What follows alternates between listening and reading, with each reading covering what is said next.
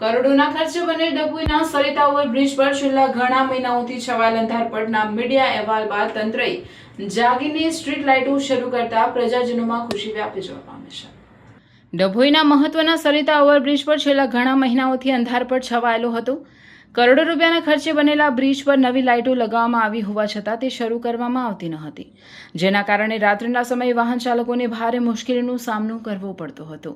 આ મુદ્દે મીડિયાએ વારંવાર અહેવાલો પ્રસિદ્ધ કરીને તંત્રનું ધ્યાન દોર્યું હતું, જેના પરિણામે આખરે સંબંધિત વિભાગ જાગૃત બન્યો અને ગઈકાલે રાત્રે બ્રિજ પર લગાવવામાં આવેલી તમામ 280 સ્ટ્રીટ લાઇટો કાર્યરત કરી દેવામાં આવી. રેલવે ડીએમ 30/88 માર્ગ પર આવેલા ઓવરબ્રિજના નિર્માણ પાછળ અંદાજે 42 કરોડથી વધુનો ખર્ચ કરવામાં આવ્યો હતો.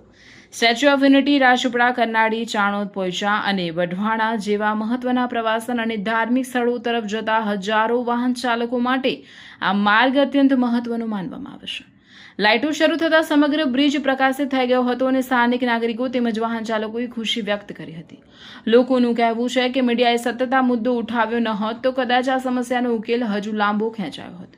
હવે બ્રિજ પર પૂરતી રોશની થતાં રાત્રિના સમયે મુસાફરી વધુ સુરક્ષિત બનશે અને અકસ્માતની સંભાવનાઓમાં પણ ઘટાડો થશે તેવી આશા વ્યક્ત કરવામાં આવી રહી છે.